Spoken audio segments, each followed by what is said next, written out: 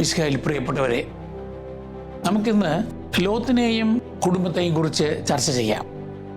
Lot Abraham എന്ന് ദൈവം പിൽക്കാലത്ത് നാമകരണം ചെയ്ത അബ്രഹാമിൻ്റെ സഹോദരൻ ഹാരാൻ്റെ മകനായിരുന്നു. ഹാരാൻ്റെ അകാല മരണശേഷം അബ്രഹാം ലോത്തിൻ്റെ ഉത്തരവാദിത്വം ഏറ്റെടുത്തു. അബ്രഹാമിൻ്റെ പിതാവായ തേരഹിൻ്റെ നേതൃത്വത്തിൽ അബ്രഹാമും സാറായും ലോത്തും കൽദായരുടെ ഊറിൽ നിന്ന് കനാനിലേക്ക് യാത്ര ചെയ്തു. അവർ താൽക്കാലികമായി ഹാരാനിൽ താമസമാക്കി.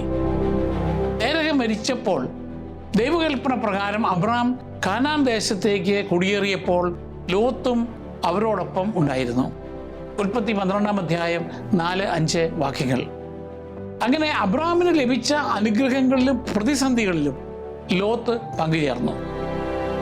ലോത്ത് എന്ന് വിവാഹിതനായെന്നോ അയാളുടെ ഭാര്യയുടെയോ മക്കളുടെയോ പേരുകളോ ബൈബിളിൽ നിന്ന് ലഭ്യമല്ല. അവർ കാനാനിൽ പ്രവേശിച്ചപ്പോൾ ദൈവത്തിലുള്ള അബ്രഹാമിൻ്റെ വിശ്വാസ തീക്ഷ്ണതയ്ക്ക് ലോത്ത് സാക്ഷിയായി. ക്ഷാമകാലത്ത് പട്ടിണി മാറ്റാൻ അബ്രഹാം ഈജിപ്തിലേക്ക് പോയപ്പോൾ ലോത്ത് ആ കൂടെ ചേർന്നു. പിന്നീട് അബ്രഹാമിനോടൊപ്പം കാനാനിലേക്ക് മടങ്ങി. ഈജിപ്തിൽ വെച്ചും അമ്മാവനും മരുമകനും വളരെയധികം അഭിവൃദ്ധി ഉണ്ടായി. വലിയ ആട്ടിൻകുട്ടങ്ങളെയും കന്നുകാലികളെയും ദാസന്മാരെയും അവർ സമ്പാദിച്ചു. ഉൽപ്പത്തി പുസ്തകം 13-ാം അധ്യായം 2-5 വാക്യങ്ങൾ. അബ്രഹാമും ലോത്തും വളരെ സമ്പന്നരായി തീർന്നതിനാൽ അവർ ഒരുമിച്ച് പാർത്ത കാനാൻ ദേശത്ത് ഇരു കൂട്ടരുടെയും മൃഗങ്ങളെയും ദാസരെയും പോറ്റാൻ കഴിഞ്ഞില്ല. അത് അവരുടെ ഇടയന്മാർക്കിടയിൽ കലഹത്തിന് കാരണമായി. ഉൽപ്പത്തി 13:6-7 വാക്യങ്ങൾ. സമാധാനവും കുടുംബ ഐക്യവും നിലനിർത്തുവാൻ അബ്രഹാം താൻ ലോത്തിനേക്കാൾ സ്ഥാനവും പ്രായമേറിയവനും ദൈവത്തിൻ്റെ തിരഞ്ഞെടുക്കപ്പെട്ടവനുമാണെന്നത് പരിഗണിക്കാതെ ലോത്തിന് ഇഷ്ടമുള്ള ഭൂപ്രദേശം വാസസ്ഥലമാക്കാൻ എളിമയോടെ സ്വാതന്ത്ര്യം നൽകി. അബ്രഹാം ലോത്തിനോട് പറഞ്ഞു, ഇടതുഭാഗത്താണ് നിനക്ക് വേണ്ടതെങ്കിൽ ഞാൻ വലതുഭാഗത്തേക്ക് പൊയ്ക്കൊള്ളാം, വലതുഭാഗമാണ് നിനക്ക് ഇഷ്ടമെങ്കിൽ ഞാൻ ഇടത്തേക്ക് പൊയ്ക്കൊള്ളാം. ഉൽപ്പത്തി 13:9. കാലത്ത് 75 വയസ്സുള്ള അബ്രഹാം തൻ്റെ അനന്തരവനെ തുല്യനായി കണക്കാക്കുകയും ഭൗതിക നേട്ടങ്ങളെക്കാൾ കുടുംബ സമാധാനത്തിന് പ്രാധാന്യം നൽകുകയും ചെയ്തു. ഉൽപ്പത്തി 13-ാം അധ്യായം 10 മുതൽ 12 വരെയുള്ള വാക്യങ്ങളിൽ ഇങ്ങനെ പറയുന്നു: ജോർദാൻ സമതലം മുഴുവൻ ജലപുഷ്ടിയുള്ള ഭൂമിയാണെന്ന് ലോത്ത് കണ്ടു. അത് കർത്താവിൻ്റെ തോട്ടം പോലെയും സോവാറിന് നേരെയുള്ള ഈജിപ്തിലെ മണ്ണുപോലെയുമായിരുന്നു. അബ്രഹാം കാനാൻ ദേശത്ത് താമസമാക്കി. ലോത്ത് സമതലത്തിലെ നഗരങ്ങളിലും വസിച്ചു. അവൻ സോദോമിനടുത്ത് കൂടാരമടിച്ചു. ആ തീരുമാനത്തിൽ ആത്മീയ അപകടമുണ്ടായിരുന്നു. ഉൽപ്പത്തി 13:13 പറയും പ്രകാരം സോദോം നിവാസികൾ ദുഷ്ടന്മാരും യഹോവയുടെ മുമ്പാകെ മഹാപാപികളുമായിരുന്നു. ലോത്തിന്റെ തീരുമാനം ദൈവത്തെ പൂർണ്ണമായി ആശ്രയിക്കുന്നതിനേക്കാൾ ഭൗതിക സമ്പത്തിന് മുൻഗണന നൽകിയിരുന്നു. അബ്രഹാമിൽ നിന്ന് വേർപിരിഞ്ഞ ശേഷം ലോത്ത് ജോർദാൻ സമതലത്തിലെ 5 നഗരങ്ങളിൽ ഒന്നായ സോദോമിൽ താമസമാക്കി. പത്രോസ് ലീഹ ലോത്തിനെ നീതിമാനായാണ് അവതരിപ്പിക്കുന്നത്. 2 പത്രോസ് 2-ാം അധ്യായം 7-8 വാക്യങ്ങൾ. സോദോമിൻ്റെ ദുഷ്ടത ഏറെ മോശമായിരുന്നെങ്കിലും ലോത്ത് അതിൽ പങ്കുചേർന്നില്ല. സോദോമിൽ ലോത്ത് ഒരു പ്രമുഖ വ്യക്തി ആയിരുന്നിരിക്കണം. കാരണം നഗരത്തിലെ പ്രമാണിമാർ ഒത്തുകൂടിയിരുന്ന നഗര കവാടത്തിൽ അദ്ദേഹം ഇരിക്കുന്നതായി ബൈബിൾ പരാമർശിക്കുന്നുണ്ട്. ഉൽപ്പത്തി 19:1. എങ്കിലും അവിടുത്തെ ദുഷ്ടന്മാരുമായി ഉണ്ടായിരുന്ന സഹവാസം പിന്നീട് ലോത്തിനും കുടുംബത്തിനും അപകടകരമായി മാറി. ഏലാമിലെ രാജാവിൻ്റെ നേതൃത്വത്തിൽ 4 കിഴക്കൻ രാജാക്കന്മാരുടെ ഒരു സഖ്യം കാനാൻ പ്രദേശത്തെ 5 രാജാക്കന്മാരുമായി യുദ്ധം ചെയ്തു. ഉൽപ്പത്തി 14-ാം അധ്യായം 1 മുതൽ 12 വരെയുള്ള വാക്യങ്ങൾ. ആക്രമിക്കപ്പെട്ടവരിൽ സോദോമിലെയും ഗൊമോറായിലെയും രാജാക്കന്മാരും ഉൾപ്പെട്ടിരുന്നു. ഈ പ്രാദേശിക രാജാക്കന്മാർ 12 വർഷം ഏലാമിലെ രാജാവിന് വിധേയപ്പെട്ടിരുന്നു. എന്നാൽ 13-ാം വർഷത്തിൽ അവർ അത് ലംഘിച്ചു. അതിനാലാണ് ഏലാമിലെ രാജാവും സഖ്യകക്ഷികളും ഒരു സൈനിക നീക്കം നടത്തിയത്. അവർ പോരും വഴി വിവിധ ജനവിഭാഗങ്ങളെ പരാജയപ്പെടുത്തി. ഒടുവിൽ ഉപ്പുകടലിന് സമീപമുള്ള സിദ്ദീം താഴ്വരയിൽ തങ്ങളെ എതിർത്ത 5 രാജാക്കന്മാരുമായി യുദ്ധം ചെയ്തു. കാനാനിലെ രാജാക്കന്മാർ യുദ്ധത്തിൽ പരാജയപ്പെട്ടു. ചിലർ ചെളിക്കുണ്ടിൽ പതിച്ചു, മറ്റുള്ളവർ പലായനം ചെയ്തു. വിജയികൾ സൊദോമും ഗൊമോറയും കൊള്ളയടിച്ചു. ലോത്തിനെയും അവന്റെ സ്വത്തുക്കളെയും അവർ പിടിച്ചുകൊണ്ടുപോയി. തന്നെ പിതൃതുല്യം സ്നേഹിച്ച് പരിപാലിച്ച അബ്രാമിനേക്കാൾ ധനികനാകാമെന്ന പ്രതീക്ഷയോടെ ഫലഭൂയിഷ്ട പ്രദേശം തെരഞ്ഞെടുത്ത ലോത്തിന് എല്ലാം നഷ്ടപ്പെടുക മാത്രമല്ല, യുദ്ധ തടവുകാരനായി നാട് കടത്തപ്പെടുകയും ചെയ്തു. ദൈവത്തെയും മൂല്യങ്ങളെയും മറന്ന് സമ്പത്തിൽ ആശ്രയിക്കുകയും അഴിമതിക്കാരുമായി വസിക്കുകയും ചെയ്തത് അങ്ങനെ ലോത്തിനെ ദുരന്തത്തിൽ എത്തിച്ചു. യുദ്ധത്തിൽ നിന്ന് രക്ഷപ്പെട്ട ഒരാൾ ലോത്തിനെ ബന്ദിയാക്കിയ വിവരം അബ്രാമിനെ അറിയിക്കുന്നു. അബ്രാം ഉടൻ തന്നെ സ്വന്തം കുടുംബത്തിൽ നിന്ന് പരിശീലനം ലഭിച്ച 318 പുരുഷന്മാരെ സംഘടിപ്പിച്ച് ശത്രു സൈന്യത്തെ ദാൻ വരെ പിന്തുടർന്നു. അബ്രാം തന്ത്രപൂർവ്വം രാത്രിയിൽ ഒരു അപ്രതീക്ഷിത ആക്രമണം നടത്തി അവരെ കീഴടക്കി. ഡമാസ്കസിന് വടക്കുള്ള ഹോബ വരെ ശത്രു സൈന്യത്തെ പിന്തുടർന്ന അദ്ദേഹം ലോത്തിനെയും സ്ത്രീകൾ ഉൾപ്പെടെ ബന്ദികളാക്കപ്പെട്ട മറ്റുള്ളവരെയും മോഷ്ടിച്ച എല്ലാ സ്വത്തുക്കളെയും വിജയകരമായി വീണ്ടെടുത്തു. ഉൽപ്പത്തി പുസ്തകം 14-ാം അധ്യായം 13 മുതൽ 16 വരെയുള്ള വാക്യങ്ങൾ. അബ്രാമിന് പ്രതിഫലമായി സൊദോം രാജാവ് യുദ്ധത്തിൽ വീണ്ടെടുത്ത സാധനങ്ങൾ എടുത്തുകൊള്ളുവാൻ പറഞ്ഞു. അവയെ തിരസ്കരിച്ചുകൊണ്ട് ഞാൻ അബ്രാമിനെ സമ്പന്നനാക്കി എന്ന് സൊദോം രാജാവ് പറയുവാൻ ഇടയാക്കില്ലെന്ന് അബ്രാം പറഞ്ഞു. ഉൽപ്പത്തി 14:21 മുതൽ 23 വരെ വാക്യങ്ങൾ. ലോത്ത് അബ്രാമിന്റെ ഈ സത്യസന്ധതയ്ക്ക് സാക്ഷ്യം വഹിച്ചെങ്കിലും അയാൾ സൊദോമിലെ ജീവിതത്തിലേക്ക് തന്നെ മടങ്ങി. ഒരുപക്ഷെ സൊദോമിലെ വാസത്തോടുള്ള പ്രതിബദ്ധതയോ മറ്റ് സ്ഥലം തിരഞ്ഞെടുക്കാൻ അസാധ്യമായിരുന്നതോ ആകാം കാരണം. സൊദോമിന്റെയും ഗൊമോറയുടെയും പാപത്തിനെതിരായ മുറവിളി വലുതാണെന്നും ഈ നഗരങ്ങളെ അന്വേഷിച്ച് ശിക്ഷിക്കുവാൻ താൻ പദ്ധതിയിട്ടിരിക്കുന്നുവെന്നും കർത്താവ് അബ്രാമിനെ അറിയിച്ചു. സൊദോമിന് വേണ്ടി അബ്രഹാം തീഷ്ണമായി മധ്യസ്ഥത വഹിച്ചു. 10 നീതിമാന്മാരെയെങ്കിലും അവിടെ കണ്ടെത്താൻ കഴിഞ്ഞാൽ നഗരത്തെ രക്ഷിക്കണമേ എന്ന് അബ്രാം താഴ്മയായി ദൈവത്തോട് അപേക്ഷിച്ചു. ഉൽപ്പത്തി 18-ാം അധ്യായം 22 മുതൽ 32 വരെയുള്ള വാക്യങ്ങളിൽ. അബ്രാമിന് വേണ്ടി ദൈവം അത് സമ്മതിച്ചു. പക്ഷേ അക്കാലത്ത് 10 നീതിമാന്മാർ പോലും സൊദോമിൽ ഉണ്ടായിരുന്നില്ല. അതിനാൽ ലോത്തിന്റെ കുടുംബത്തിന് മാത്രമേ കരുണ ലഭിക്കുവാൻ അർഹതയുണ്ടായുള്ളൂ.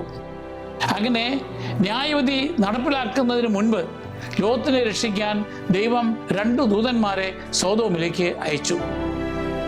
വൈകുന്നേരമായപ്പോൾ ആ 2 ദൂതന്മാർ സൊദോമിൽ ചെന്നു. ലോത്ത് നഗരവാതിൽക്കൽ ഇരിക്കുകയായിരുന്നു. അവരെ കണ്ടപ്പോൾ ലോത്ത് അവരെ എതിരേൽക്കാനായി എഴുന്നേറ്റ് ചെന്ന് നിലം പറ്റെ താണു വണങ്ങി.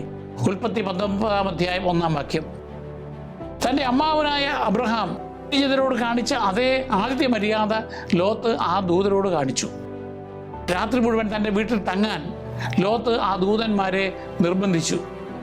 പക്ഷേ ആ അഭ്യർത്ഥന നിരസിച്ചുകൊണ്ട് തുറസായ ചന്തസ്ഥലത്ത് ഉറങ്ങുമെന്ന് അവർ പറഞ്ഞു. എന്നാൽ ലോത്ത് വീണ്ടും ശക്തമായി നിർബന്ധിച്ചത് മധ്യ പൗരസ്ത്യ സംസ്കാരത്തിൽ പവിത്രമായി കണക്കാക്കപ്പെട്ടിരുന്ന തൻ്റെ നീതിയും ആതിഥേയത്വവും പ്രകടമാക്കുന്നതായിരുന്നു. അപ്പോൾ ദൂതന്മാർ ലോത്തിന്റെ ആതിഥേയത്വം സ്വീകരിച്ചു. ലോത്ത് പുളിപ്പില്ലാത്ത അപ്പം ചുട്ട് അവർക്കായി വിരുന്നൊരുക്കി. ഉൽപ്പത്തി 19:2-3 വാക്യങ്ങൾ.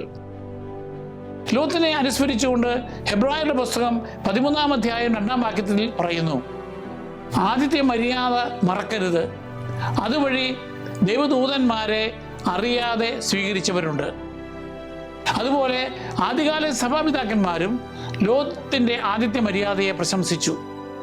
റോമിലെ വിശുദ്ധ ക്ലെമന്റ് മാർപ്പാപ്പ എഴുതി, ചുറ്റുമുള്ള രാജ്യം മുഴുവനും തീയും ഗന്ധകവും ഉപയോഗിച്ച് ശിക്ഷിക്കപ്പെട്ടപ്പോൾ ലോത്തിന്റെ ആദിത്യ മര്യാദയും ദൈവഭക്തിയും നിമിത്തം അദ്ദേഹത്തെ സൊദോമിൽ നിന്ന് ദൈവം രക്ഷിച്ചു. അപരിചിതരോടുള്ള ലോത്തിന്റെ ദാനധർമ്മം അക്ഷരാർത്ഥത്തിൽ അദ്ദേഹത്തിന്റെ കുടുംബത്തിന്റെ രക്ഷയിലേക്കുള്ള കവാടമായി. കത്തോലിക്ക സഭയുടെ മതബോധന ഗ്രന്ഥം അനുസരിച്ച് അപരിചിതരോടുള്ള ആതിഥ്യ മര്യാദയും കരുതലും പുണ്യപ്രവൃത്തിയാണ്. ആ രാത്രിയിൽ സൊദോം അതിൻ്റെ അധാർമികത വെളിപ്പെടുത്തി. നഗരത്തിലെ പുരുഷന്മാരായ ചെറുപ്പക്കാരും വൃദ്ധരും ലോത്തിന്റെ വീട് വളഞ്ഞു. അതിഥികളെ ലൈംഗിക ദുരുപയോഗത്തിനായി തങ്ങൾക്ക് വിട്ടുതരണമെന്ന് അവർ ലോത്തിനെ നിർബന്ധിച്ചു. ഉൽപ്പത്തി പുസ്തകം 19-ാം അധ്യായം 4-5 വാക്യങ്ങൾ. ലോത്ത് ഭവനത്തിന് പുറത്ത് ചെന്ന് ജനക്കൂട്ടത്തോട് തൻ്റെ അതിഥികൾക്കെതിരെ അത്തരമൊരു ദുഷ്ടപ്രവൃത്തി ചെയ്യരുതേ എന്ന് അപേക്ഷിച്ചു. അവരെ ശാന്തരാക്കാൻ സഹോദരന്മാർ എന്ന് അദ്ദേഹം അവരെ അഭിസംബോധന ചെയ്തു. തൻ്റെ സന്ദർശകരെ സംരക്ഷിക്കുവാൻ ആഗ്രഹിച്ച ലോത്ത് അതിഥികളെ ദുരുപയോഗിക്കുന്നതിന് പകരം തൻ്റെ കന്യകകളായ 2 പെൺമക്കളെ കൂട്ടിക്കൊണ്ടുപോയി അവർക്ക് ഇഷ്ടമുള്ളതുപോലെ പെരുമാറിക്കൊള്ളാൻ അനുവദിച്ചു. എന്നാൽ തൻ്റെ മേൽക്കൂരയ്ക്ക് കീഴിൽ വന്ന അപരിചിതരെ ഒഴിവാക്കാനും ജനക്കൂട്ടത്തോട് ലോത്ത് അപേക്ഷിച്ചു. ഉൽപ്പത്തി 19 8 വാക്യം. തൻ്റെ പെൺമക്കളെ ലൈംഗിക ചൂഷണത്തിന് വിട്ടു നൽകാൻ ലോത്ത് നൽകിയ അധാർമിക നിർദ്ദേശം അദ്ദേഹത്തിൻ്റെ സ്വഭാവത്തിലെ ധാർമ്മിക സങ്കീർണതയെ എടുത്തു കാണിക്കുന്നു. ഒരു വശത്ത് ആതിഥ്യ മര്യാദയുടെ പൗരസ്ത്യ ധാർമ്മികതയെ അദ്ദേഹം ശക്തമായി ഉയർത്തിപ്പിടിച്ചു. അതിഥികളെ സംരക്ഷിക്കുവാൻ സ്വന്തം കുടുംബത്തിൻ്റെ മാന്യത ത്യജിക്കുവാൻ പോലും അദ്ദേഹം തയ്യാറായി. എന്നാൽ ശ്രദ്ധേയമായത് ജനക്കൂട്ടം ലോത്തിൻ്റെ വാഗ്ദാനം നിരസിച്ചുവെന്നതാണ്. അവർക്ക് സ്ത്രീകളെക്കാൾ പുരുഷന്മാരിലായിരുന്നു താല്പര്യം. വീടിൻ്റെ വാതിൽ തകർക്കാൻ അവർ മുന്നോട്ട് വന്നു. ആ നിർണായക നിമിഷത്തിൽ ലോത്തിനെ രക്ഷിക്കുവാൻ ദൂതന്മാർ ഇടപെട്ടു.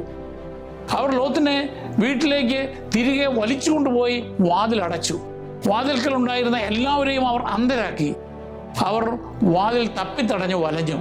ഉൽപ്പത്തി 19:11 വാക്യം. അപ്പോൾ ദൂതന്മാർ ലോത്തിനോട് തങ്ങളുടെ ദൗത്യം വെളിപ്പെടുത്തി. ഇവരെ കൂടാതെ നിനക്ക് ആരെങ്കിലും ഇവിടെയുണ്ടോ? പുത്രന്മാരോ പുത്രികളോ മരുമക്കളോ മറ്റാരെങ്കിലുമോ നഗരത്തിലുണ്ടെങ്കിൽ എല്ലാവരെയും ഉടൻ പുറത്ത് കടത്തിക്കൊള്ളുക. ഈ സ്ഥലം ഞങ്ങൾ നശിപ്പിക്കുവാൻ പോവുകയാണ്. ഇവിടെ ജനങ്ങൾക്കെതിരെ രൂക്ഷമായ നിലവിളി കർത്താവിൻ്റെ മുമ്പിൽ എത്തിയിരിക്കുന്നു. ഇവിടെ നശിപ്പിക്കുവാൻ കർത്താവ് ഞങ്ങളെ അയച്ചിരിക്കുകയാണ്. ഉൽപ്പത്തി 19 12-13 വാക്യങ്ങൾ. ഈ നിലവിളി ഒരു ദൈവശാസ്ത്ര രൂപകമാണ്. ദൈവനീതിക്കായി സ്വർഗത്തോട് ആത്മീയമായി നിലവിളിക്കുന്ന പാപത്തിൻ്റെ ധാർമ്മിക ദുഷിപ്പിനെയും കാഠിന്യത്തെയും ഇത് പ്രതിനിധീകരിക്കുന്നു.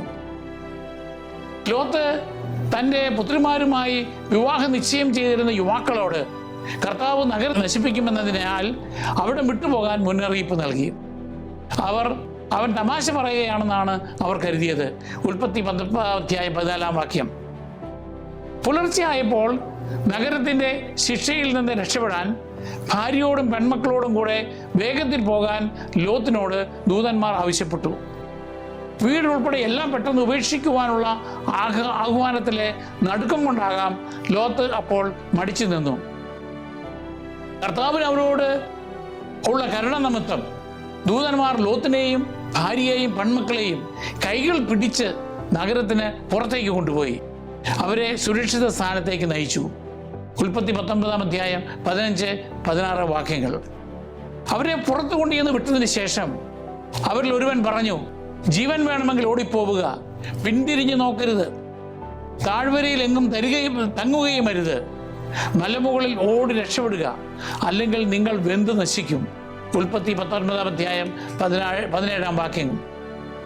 ഏറെ ദുഃഖിതനായ ലോത്ത് തൻ്റെ ജീവൻ രക്ഷിക്കുന്നതിൽ തന്നോട് കാണിച്ച കരുണയെ അനുസ്മരിപ്പിച്ചുകൊണ്ട് സ്വർഗീയ ദൂതന്മാരോട് അപേക്ഷിച്ചു, മലയിൽ ഓടിക്കയറി രക്ഷപ്പെടാൻ എനിക്ക് വയ്യ, അപകടം എന്നെ പിടികൂടി ഞാൻ മരിച്ചേക്കുമെന്ന് ഭയപ്പെടുന്നു. ഇതാ ആ കാണുന്ന പട്ടണം ഓടി രക്ഷപ്പെടാവുന്നത്ര അടുത്താണ്, ചെറുതുമാണ്, ഞാൻ അങ്ങോട്ട് ഓടി രക്ഷപ്പെട്ടുകൊള്ളട്ടെ. ഉൽപ്പത്തി 19 19-20 വാക്യങ്ങൾ. അവൻ്റെ അപേക്ഷ ദൂതൻ അംഗീകരിച്ചുകൊണ്ട് അയാൾ ചൂണ്ടിക്കാട്ടിയ ചെറുപട്ടണം നശിപ്പിക്കപ്പെടില്ലെന്ന് ഉറപ്പു നൽകി. ന്യായവിധി നടപ്പാക്കുന്നതിന് ലോത്ത് സുരക്ഷിത സ്ഥാനത്ത് എത്തേണ്ടിയിരുന്നതിനാൽ വേഗത്തിൽ പോകാൻ ദൂതൻ ലോത്തിനോട് ആവശ്യപ്പെട്ടു. ഈ ദൈവിക കാരുണ്യം കാരണം ആ പട്ടണം ചെറിയത് എന്നർത്ഥമുള്ള സോവാർ എന്ന് അറിയപ്പെട്ടു. ലോത്ത് സോവാറിൽ എത്തിയപ്പോഴേക്കും സൂര്യൻ ഉദിച്ചിരുന്നു. ഉൽപ്പത്തി 19 18-23 വരെയുള്ള വാക്യങ്ങൾ. അവർ സുരക്ഷിതരായി എത്തിയപ്പോൾ കർത്താവ് ആകാശത്ത് നിന്ന് സോദോമിലും ഗൊമോറായിലും അഗ്നിയും ഗന്ധകവും വർഷിച്ചു. ആ പട്ടണങ്ങളെയും താഴ്വരകളെയും അവയിലെ നിവാസികളെയും സസ്യലതാദികളെയും അവിടുന്ന് നാമാവശേഷമാക്കി. ഉൽപ്പത്തി 19 24-25 വാക്യങ്ങൾ. ഒരു കാലത്ത് ഫലഭൂയിഷ്ടമായിരുന്ന താഴ്വര ഒരു നിമിഷം കൊണ്ട് നശിപ്പിക്കപ്പെട്ടു. നിർഭാഗ്യവശാൽ തിരിഞ്ഞു നോക്കരുതേ എന്ന ദൂതന്റെ കർശനമായ കൽപ്പന സോദോമിൽ നിന്നുള്ള രക്ഷപ്പെടലിനിടെ ലോത്തിന്റെ ഭാര്യ ലംഘിച്ചു.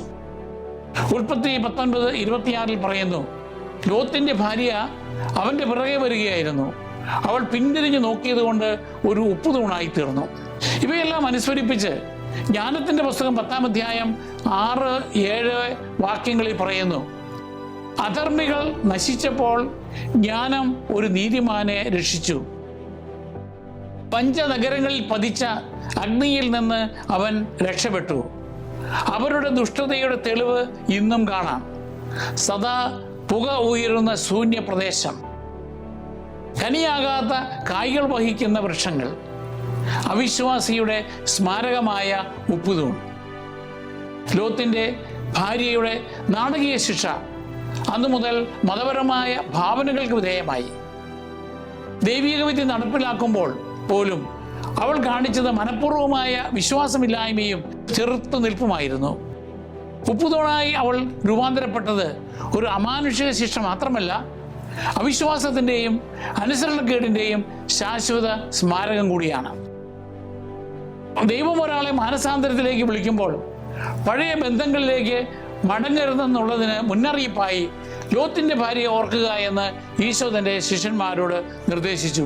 ലൂക്കായുടെ സുവിശേഷം 17-ാം അധ്യായം 32-ാം വാക്യം.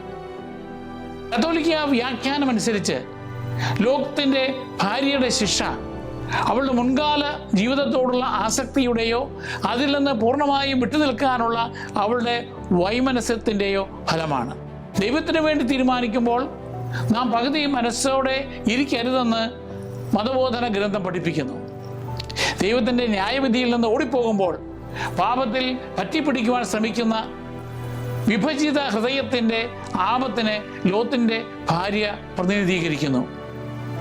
ഈ സംഭവത്തിൽ ആദ്യകാല സഭ സമ്പന്നമായ പ്രതീകാത്മകത കണ്ടെത്തി.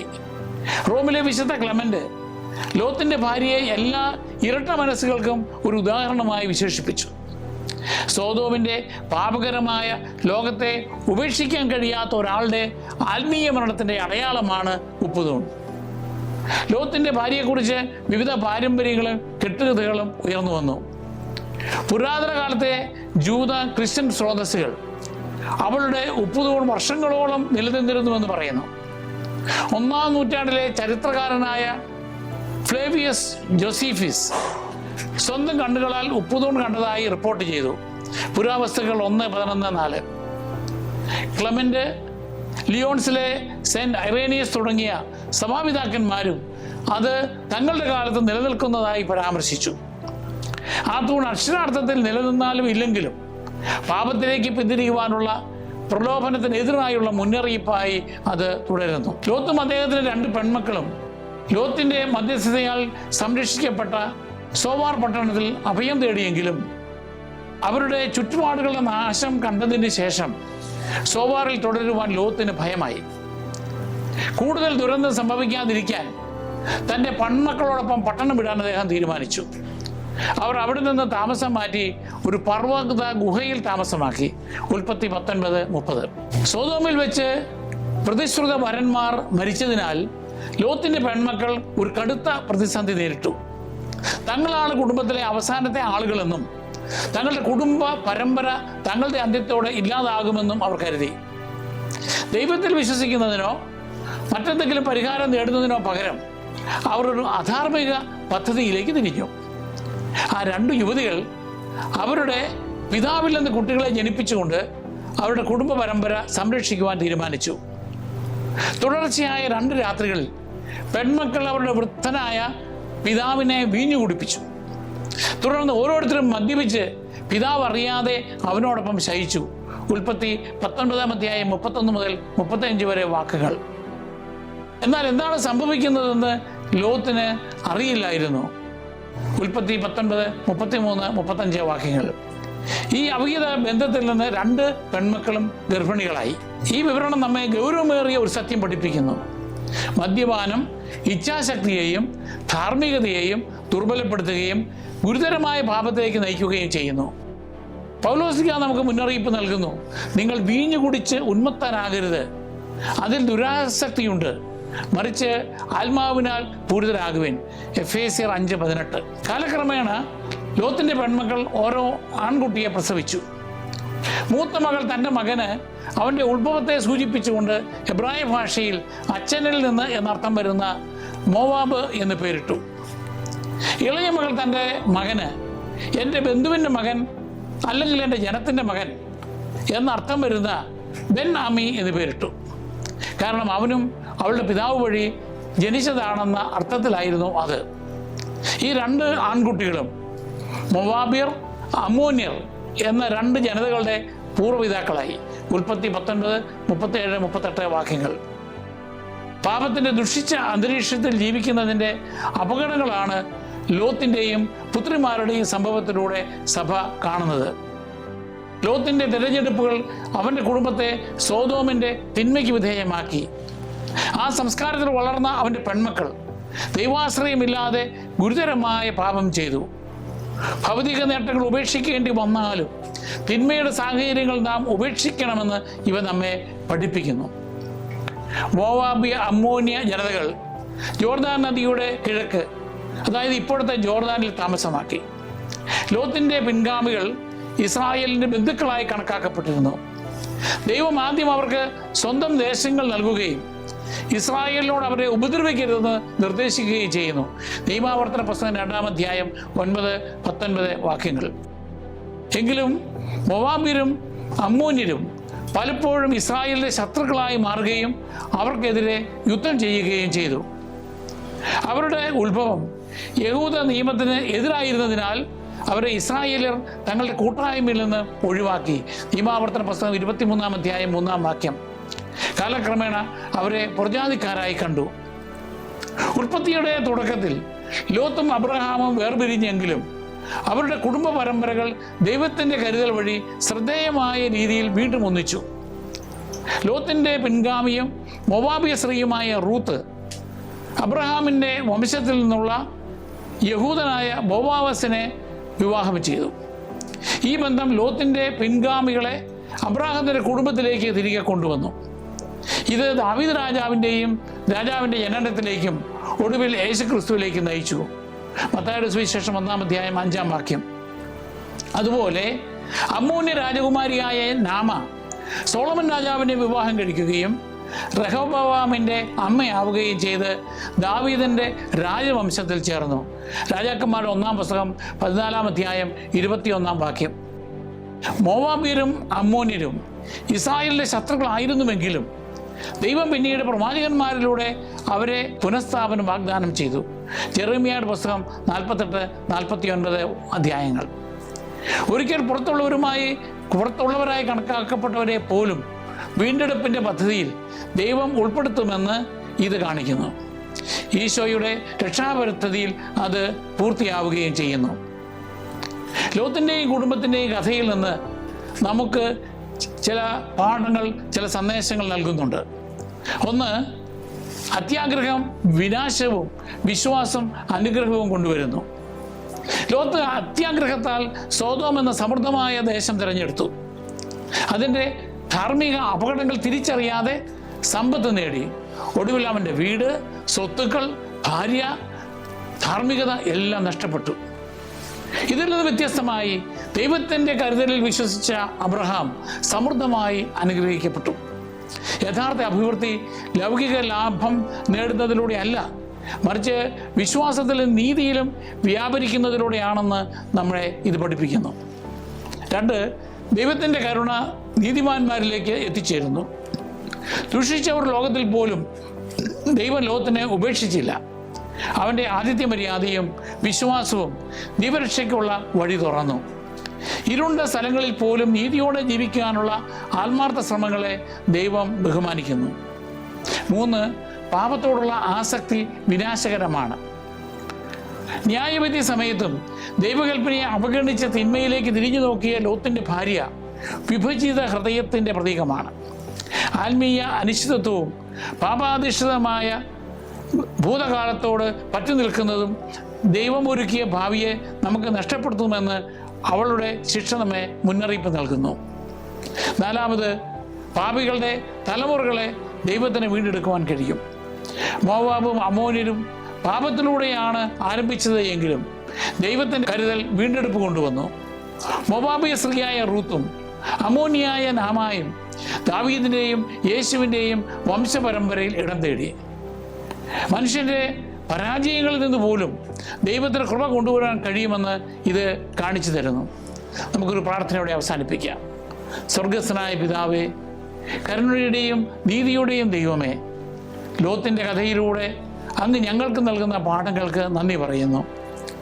അങ്ങ് ലോത്തിനെ വിടുവിച്ചതുപോലെ പാപത്തിൽ നിന്ന് ഞങ്ങളെയും വിടുവിക്കണമേ.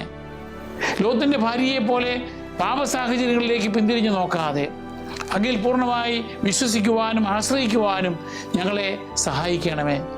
തുറന്ന ഹൃദയങ്ങളോടെ അങ്ങയുടെ തിരുസാന്നിധ്യത്തെ ഞങ്ങൾ സ്വാഗതം ചെയ്യട്ടെ. തിന്മയിൽ നിന്ന് ഓടിപ്പോകട്ടെ. ഇരുണ്ട ലോകത്തിൽ വെളിച്ചങ്ങളാകട്ടെ. ഞങ്ങളുടെ പരാജയങ്ങളെ കൃപയാക്കി മാറ്റുകയും അങ്ങയുടെ ആലിംഗനത്തിൻ്റെ സുരക്ഷിതത്വത്തിലേക്ക് ഞങ്ങളെ നയിക്കുകയും ചെയ്യണമേ. ആമേൻ.